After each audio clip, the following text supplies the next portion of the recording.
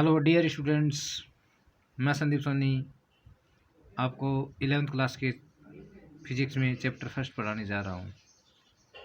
तो इसमें 11th class के फिजिक्स में फर्स्ट चैप्टर है error measurement and dimensional analysis. तो इसमें हम डायमेंशनल फार्मूला पढ़ेंगे, उसका यूनिट वाइज पढ़ेंगे आपको। तो चलो वीडियो शुरू करते हैं। If in any measurement x maximum possible error is del x, then percentage error in measurement is equal to del x upon x into में 100। अब हमें ये पॉसिबल एरर मान लेते हैं। एरर का मतलब होता है त्रुटि। तो कोई पॉसिबल त्रुटि मान लेते हैं, पॉसिबल एरर मान लेते हैं x। तो उसमें परसेंटेज एरर इन मेजरमेंट क्या होगा, डेल एक्स अपॉन में एक्स इंटू में 100। ई formula of a physical quantity Z, जैसे हम कोई फिजिकल क्वांटिटी उसको हम जेड से रिप्रेजेंट कर रहे हैं, is defined as Z is equal to X की पावर ए वाई की power B divide by T की पावर सी। तो इससे रिलेटेड एरर क्या होगी, डेल जेड अपॉन में Z maximum is equal to, यहाँ पर ए जो है पावर में है ये पहले आ जाएगा, तो A into del x upon में एक्स प्लस यहाँ पर बी पहले आ जाएगा, तो B into del Y upon में वाई प्लस यहाँ पर सी पहले आ जाएगा, तो plus C del T upon में टी। ये हो जाएगी फिजिकल क्वांटिटी जेड में रिलेटिव एरर। अब इसकी परसेंटेज निकालते हैं। तो परसेंटेज एरर क्या होगी, डेल जेड अपॉन में Z into 100 is equal to A del x upon में एक्स इंटू में 100, इसको 100 से मल्टीप्लाई कर देंगे, प्लस सिमिलरली इसी प्रकार इसको कर देंगे B del Y upon Y into में 100 plus C del T upon में टी इंटू में 100। तो ये हमारे पास परसेंटेज एरर आ जाएगी। और हमारे पास जेड इज इक्वल टू था एक्स की पावर ए वाई की पावर बी और टी की पावर सी। अगला है dimensional formula of some physical quantity. कुछ फिजिकल क्वांटिटी हमें दी हुई है, उनका हम डायमेंशनल फॉर्मूला बनाना बताते हैं आपको। तो सबसे पहले हम लेते हैं वेलोसिटी। वेलोसिटी और स्पीड, इनकी जो यूनिट है वो सेम होती है, इनका डायमेंशनल फॉर्मूला भी सेम होता है। तो वेलोसिटी और स्पीड का जो फॉर्मूला होता है वो तो है डिस्टेंस अपॉन में टाइम। यानी जब हम डिस्टेंस में जब टाइम से डिवाइड कर देंगे तो हमारे पास वेलोसिटी और स्पीड आ जाएगी। डिस्टेंस का जो डायमेंशनल फॉर्मूला होता है वो कैपिटल एल होता है। तो डिस्टेंस का डायमेंशनल फॉर्मूला होता है कैपिटल एल, और टाइम का हमेशा डायमेंशनल फॉर्मूला होता है कैपिटल टी। अब यहाँ पर टी की पावर 1 है, इसको ऊपर भेज देंगे तो टी की पावर -1 हो जाएगी, तो जगह एल टी की पावर -1। और डायमेंशनल फॉर्मूला जो होता है उसको हम कैपिटल में लिखते हैं। अब वेलोसिटी और स्पीड को हम वी से लिखते हैं। वी इक्वल टू होता है डी एक्स अपॉन में डी टी। डी एक्स का मतलब होता है डिस्टेंस और डी टी का मतलब होता है टाइम।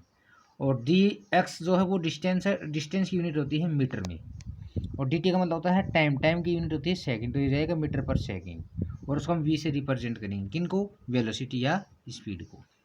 अगला है एक्सीलरेशन। इसका फॉर्मूला होता है change in velocity divide by time. यानी वेलोसिटी में जितना चेंज होगा उसमें यदि हम टाइम से डिवाइड कर दें तो हमारे पास एक्सीलरेशन आ जाएगा। तो चेंज इन वेलोसिटी, तो चेंज इन वेलोसिटी या वेलोसिटी एक ही बात होती है। तो इसका डायमेंशनल फॉर्मूला हमने पढ़ लिया है, एल टी की पावर -1। और डिवाइड बाई टाइम की टाइम का डायमेंशनल फॉर्मूला क्या होता है, कैपिटल टी। तो यहाँ पर टी की पावर 1 है, इसको ऊपर भेज देंगे तो -1 हो जाएगा, और -1 यहाँ पर पहले से है तो ये जाएगा एल टी की पावर -2। और एक्सीलरेशन को यहाँ पर स्मॉल ए से लिखते हैं, और ए इज इक्वल टू होता है डी वी अपॉन में D T, where D V क्या है, चेंज इन वेलोसिटी, और टाइम टी क्या है, टाइम। तो ये जाएगा डेल वी अपॉन में डेल टी।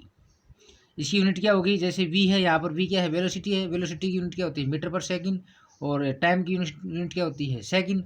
तो मीटर पर सेकंड में जब हम सेकंड से डिवाइड करेंगे तो हो जाएगा मीटर पर सेकंड स्क्वायर। ये एक्सीलरेशन की यूनिट हो जाएगी। अगला फॉर्मूला है फोर्स। तो फोर्स इज इक्वल टू होता है मास इंटू एक्सीलरेशन। यानी इसका फॉर्मूला होता है F is equal to M into में ए। एफ का मतलब होता है फोर्स, एम का मतलब होता है मास, ए का मतलब होता है एक्सीलरेशन, और इसकी यूनिट, फोर्स की यूनिट होती है न्यूटन। न्यूटन एक साइंटिस्ट का नाम था, इसलिए इसकी यूनिट हम सबसे पहले कैपिटल में अक्षर में लिखेंगे। यानी पहला अक्षर है वो कैपिटल में लिखेंगे, क्योंकि हमने इंग्लिश में पढ़ा होगा कि कोई भी किसी व्यक्ति का भी जब नाम लिखते हैं तो सबसे पहला अक्षर कैपिटल में आता है। तो न्यूटन एक साइंटिस्ट का नाम था, इसलिए हम इसको कैपिटल में लिखेंगे। तो मास की यूनिट क्या होती है, मास का डायमेंशनल फॉर्मूला होता है कैपिटल एम। एक्सीलरेशन का हमने पढ़ लिया पीछे वाले में, एल टी की पावर -2, तो ये हो जाएगा एम एल टी की पावर -2। इसका मतलब ये होगी m की पावर 1 रहेगी, l की पावर 1 रहेगी और t की पावर -2 रहेगी। यूनिट मैंने बता दिया, इसकी यूनिट रहेगी न्यूटन। अगला है वर्क। तो वर्क इज इक्वल टू क्या होता है, फोर्स इंटू में डिस्प्लेसमेंट। फोर्स को हम लिखते हैं एफ से और डिस्प्लेसमेंट का मतलब होता है एक तरह की डिस्टेंस, तो ये जाएगा dx।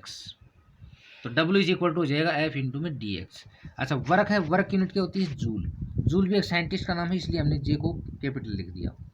अब फोर्स की यूनिट हमने पढ़ ली MLT-2 और डिस्प्लेसमेंट एक तरह की डिस्टेंस, इसको हम होते हैं पढ़ते हैं L से। तो ये जाएगा m, यहाँ पर L की पावर 1 है, यहाँ पर भी L की पावर 1 है, तो ये जाएगी L की पावर 2 और T की पावर -2। अगला है पावर। तो पावर इज इक्वल टू होता है वर्क अपॉन में time. Power is equal to होता है वर्क अपॉन में टाइम। पावर को P से रिप्रेजेंट करते हैं, वर्क को W से रिप्रेजेंट करते हैं, टाइम को T से करते हैं।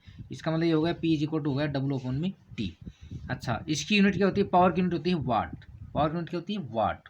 वर्क की डायमेंशनल फॉर्मूला हमने पढ़ लिया M1L2T-2 और डिवाइड बाय टाइम के लिए हमने T से डिवाइड कर दिया, तो ये हो जाएगा M1L2T-3, यानी T ऊपर जाएगा तो माइनस हो जाएगा और -2 पहले से है तो ये -1 ऊपर हो जाएगा तो -3 बन जाएगा। अगला है मोमेंटम। मोमेंटम का फॉर्मूला होता है मास इंटू में वेलोसिटी। तो मोमेंटम को हम P से रिप्रेजेंट करते हैं, तो P इज इक्वल टू हो गया M इंटू में V। M का मतलब मास हो गया, वेलोसिटी का मतलब V हो गया। इसकी यूनिट क्या होगी, तो मास की यूनिट हमेशा क्या होती है किलोग्राम होती है। V यानी वेलोसिटी, वेलोसिटी की यूनिट क्या होती है मीटर पर सेकेंड, तो इसकी यूनिट हो जाएगी किलोग्राम मीटर पर सेकेंड। अब मास का डायमेंशनल फॉर्मूला क्या होता है M होता है, कैपिटल M, और वेलोसिटी का होता है LT-1, तो ये हो जाएगा MLT-1, यानी M की पावर 1, L की पावर 1, T की पावर -1। अगला आता है काइनेटिक एनर्जी।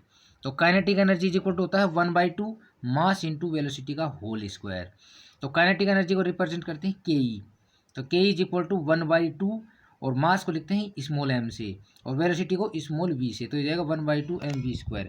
अब ध्यान देना काइनेटिक एनर्जी की यूनिट भी क्या होती है जूल होती है और वर्क की यूनिट भी क्या होती है जूल होती है। तो ये हो जाएगा, अब मास है, अच्छा 1/2 है तो 1/2 क्या है एक डायमेंशनल लेस है, 1/2 क्या है कांस्टेंट क्वांटिटी है और कांस्टेंट क्वांटिटी की जो डायमेंशनल फॉर्मूला होता है वो हमेशा m की पावर 0, l की पावर 0, t की पावर 0। इसका मतलब हो गया कि नॉन डायमेंशनल फॉर्मूला होता है। तो 1/2 कांस्टेंट हो गया, इसका कोई डायमेंशनल फॉर्मूला नहीं होता। और मास का डायमेंशनल फॉर्मूला क्या होता है कैपिटल M, और यहाँ पर वेलोसिटी की डायमेंशनल फॉर्मूला क्या होता है LT की पावर -1, इसके ऊपर होल स्क्वायर लगा रखा है, तो ये हो जाएगा ML2T-2। ये हो जाएगा काइनेटिक एनर्जी का डायमेंशनल फॉर्मूला। अगला आता है pressure. Pressure is equal to होता है फोर्स अपॉन में एरिया।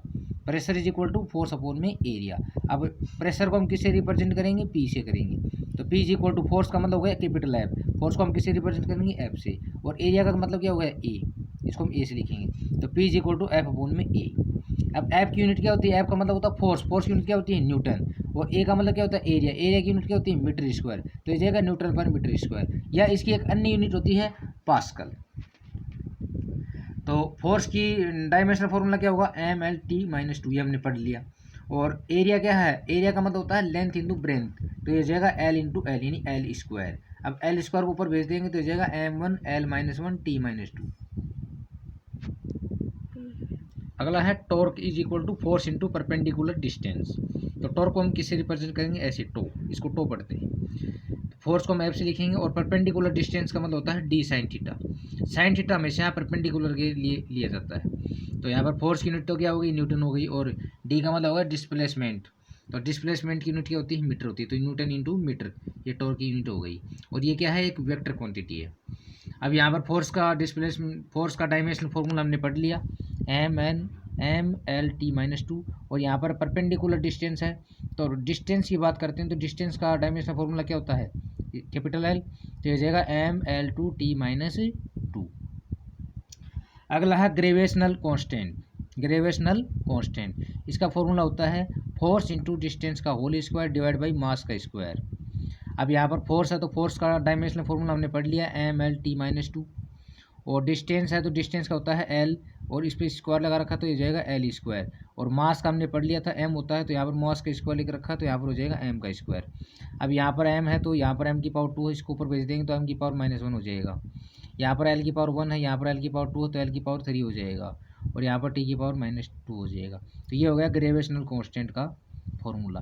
अब ग्रेविटेशनल कांस्टेंट कहाँ से आया है, तो ये हमने पढ़ा था न्यूटन का नियम, पढ़ा था न्यूटन का rule, F is equal to G m1 m2 divide by R square. तो यहाँ पर जी क्या है, जी है ग्रेविटेशनल कांस्टेंट। तो इसमें जी की वैल्यू निकालेंगे तो जी इज इक्वल टू क्या होगा, F इंटू में R square divide by m1 m2, इसलिए जी इज इक्वल टू हो जाएगा F R square divide by m square. यहाँ पर m क्या है, मास है।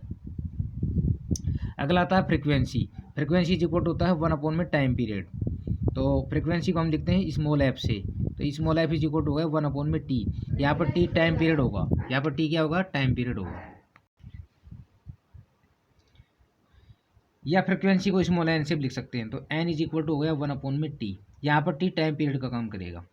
तो यहाँ पर हो गया ये 1 है। अब 1 क्या है, कांस्टेंट है, तो कांस्टेंट का कोई डायमेंशनल फॉर्मूला नहीं होता, तो ये 1 रह जाएगा। टाइम पीरियड का मतलब होगा कैपिटल टी, तो ये जाएगा टी की पावर -1। अब फ्रिक्वेंसी की यूनिट क्या होगी, सेकंड इनवर्स। अब सेकंड इनवर्स क्यों होगी, क्योंकि 1 में टाइम पीरियड, और टाइम पीरियड हो चाहे टाइम हो, उसकी यूनिट हमेशा क्या होती है, सेकंड होती है, तो ये जाएगा सेकंड इनवर्स। अगला एंगल।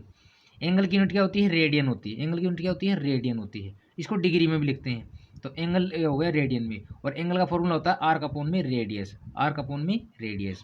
आर्क है उसकी यूनिट क्या होती है, मतलब आर्क का डायमेंशनल फॉर्मूला क्या हुआ, कैपिटल एल हुआ, और रेडियस का डायमेंशनल फॉर्मूला क्या हुआ, कैपिटल एल, क्योंकि आर्क भी एक तरह की लेंथ है और रेडियस भी एक तरह की क्या है, लेंथ है। तो यहाँ पर ये कैंसिल आउट हो जाएगा, इसका मतलब हो गया एल की पावर 0, और एल की पावर 0 का मान कितना होता है, 1 होता है। इसका मतलब हो गया डायमेंशनल लेस फॉर्मूला हो गया, तो ये डायमेंशनल लेस क्वांटिटी हो गई। इसका मतलब होगा एंगल की कोई भी डायमेंशनल फॉर्मूला नहीं होता। अगला है moment of inertia. Moment of inertia का फॉर्मूला होता है मास इंटू डिस्टेंस का whole square. Moment of inertia को कैपिटल आई से लिखते हैं, मास को कैपिटल एम से लिख दिया, और डिस्टेंस हमने कैपिटल आर मान ली, तो हो जाएगा कैपिटल आर का स्क्वायर। तो ये फॉर्मूला हो गया I is equal to M R square. अब मास का यूनिट क्या होती है, मास की यूनिट क्या होती है, किलोग्राम होती है, और डिस्टेंस की यूनिट क्या होती है, मीटर। तो यहाँ पर मीटर स्क्वायर हो जाएगा, क्योंकि यहाँ पर स्क्वायर लगा रखा है। इसका मतलब ये हुआ कि मोमेंट ऑफ इनर्शिया की यूनिट क्या हो गई, किलोग्राम मीटर स्क्वायर। अब इसका डायमेंशनल फॉर्मूला देखते हैं, तो मास का डायमेंशनल फॉर्मूला क्या होगा, कैपिटल एम होगा। डिस्टेंस का क्या होता है, कैपिटल एल। यहाँ पर होल स्क्वायर लगा रखा, तो यहाँ हो गया एल स्क्वायर। इसका मतलब हो गया एम एल स्क्वायर। अगला है प्लांक इज कॉन्स्टेंट। प्लांक एक साइंटिस्ट का नाम है। प्लांक कांस्टेंट का फॉर्मूला होता है एनर्जी अपॉन में फ्रीक्वेंसी, और एनर्जी का हमने पढ़ लिया mL2T-2 डिवाइड बाई फ्रीक्वेंसी का होता है T-1। अब T-1 को ऊपर ले जाएंगे तो T+1 हो जाएगा, तो ये हो जाएगा mL2T-1, क्योंकि यहाँ पर -2 था, यहाँ पर ये -1 ऊपर जाएगा, +1 हो जाएगा। प्लांक कांस्टेंट को लिखते हैं H से, तो H इज इक्वल टू होता है E अपॉन में न्यू, क्योंकि यहाँ पर फॉर्मूला पढ़ा था हमने आइंस्टीन का formula E is equal to H nu, where nu क्या है, फ्रीक्वेंसी है, H क्या है, प्लांक कांस्टेंट है, E क्या है, एनर्जी। अगला है फोर्स कांस्टेंट ऑफ स्प्रिंग। इसका फॉर्मूला होता है फोर्स एक्सटेंड अपॉन में इंक्रीज इन लेंथ। अब फोर्स का डायमेंशनल फॉर्मूला क्या होता है, mL_T-2, और इंक्रीज इन लेंथ मतलब लेंथ, तो लेंथ का डायमेंशनल फॉर्मूला क्या होता है, कैपिटल एल। यहाँ पर एल से एल कैंसिल आउट हो गया, तो ये हो जाएगा m_T-2। अब फोर्स कांस्टेंट ऑफ स्प्रिंग को किससे लिखते हैं, कैपिटल के से, और capital K is equal to F upon में एक्स, वेयर एक्स क्या है, इंक्रीज इन लेंथ। ये कहाँ से आया, फॉर्मूला होता है F is equal to K X, इसी से आ गया K is equal to F upon में एक्स। अगला है मैग्नेटिक फील्ड। तो मैग्नेटिक फील्ड जो होता है उसको हम बी से रिप्रेजेंट करते हैं, बी इज इक्वल टू होता है एफ अपॉन में क्यू वी, वेयर एफ क्या है, फोर्स है, क्यू क्या है, चार्ज है, वी क्या है, वेलोसिटी। तो एफ का डायमेंशनल फॉर्मूला क्या होता है, mL_T-2, और क्यू क्या है यहाँ पर चार्ज, चार्ज का डायमेंशनल फॉर्मूला क्या होता है, AT। वी क्या है, वेलोसिटी, वेलोसिटी का डायमेंशनल फॉर्मूला क्या होता है, LT-1। तो यहाँ पर ये एम से यहाँ पर सॉरी एम तो एम रह जाएगा, और यहाँ पर ये टी है, और यहाँ पर T-1 है, तो दोनों कैंसिल आउट हो जाएंगे। तो यहाँ पर हो जाएगा mT-2 और A-1, ये ऊपर जाएगा तो माइनस हो जाएगा। अगला है परमिटिविटी ऑफ वैक्यूम। इसको लिखते हैं एप्सिलॉन नोट से। इसका फॉर्मूला होता है 1/4π Q1 Q2 divide by R square F. यहाँ पर Q1 क्या है, चार्ज है, चार्ज की डायमेंशनल फॉर्मूला क्या होता है, AT। सेकंड वाला चार्ज का भी डायमेंशनल फॉर्मूला क्या हुआ, AT, और डिवाइड बाई यहाँ पर 4π क्या है, कांस्टेंट राशि है, कांस्टेंट है, तो कांस्टेंट का कोई डायमेंशनल फॉर्मूला नहीं होता। तो आर स्क्वायर क्या है, यहाँ पर लेंथ हो गया, तो इसका हो जाएगा L स्क्वायर। एफ क्या है, फोर्स है, फोर्स का क्या होता है, mL_T-2। जब इसकी कैलकुलेशन करेंगे तो ये हो जाएगा mL-3 T4 और A स्क्वायर। ये कहाँ से आया परमिटिविटी ऑफ वैक्यूम, तो एक फॉर्मूला होता है Coulomb's law, F is equal to 1/4π epsilon nought Q1 Q2 divide by R square. इस फॉर्मूले से हमने एप्सिलॉन नोट का मान निकाला है। अगला होता है permeability of vacuum. Mu naught. इसका फॉर्मूला होता है 4π/db R square divide by ideal sine theta. तो ये हो गया, जैसे 4π है यहाँ पर कांस्टेंट है, इसका कोई डायमेंशनल फॉर्मूला नहीं होता। db क्या है यहाँ पर, db हमने पढ़ लिया मैग्नेटिक फील्ड, तो इसका हमने पढ़ा अभी m(t-2 a-1) और आर स्क्वायर क्या है डिस्टेंस है, तो ये हो जाएगा l⁴ और डिवाइड बाई यहाँ पर आई क्या है करंट है, तो करंट का डायमेंशनल फॉर्मूला क्या होता है a होता है और dl क्या है एक तरह की लेंथ है, इसका होता है l और यहाँ पर साइन थीटा क्या है कांस्टेंट राशि है क्वांटिटी। तो साइन थीटा का जितने भी ट्रिगोनोमेट्री रेशियो हैं उन सभी का डायमेंशनल फॉर्मूला कुछ भी नहीं होता, मतलब m0 l0 t0 होता है। तो ये हो जाएगा m1 l1 t-2 a-2। अगर ये वीडियो आपको अच्छा लगा तो सब्सक्राइब करें, शेयर करें। Thank you.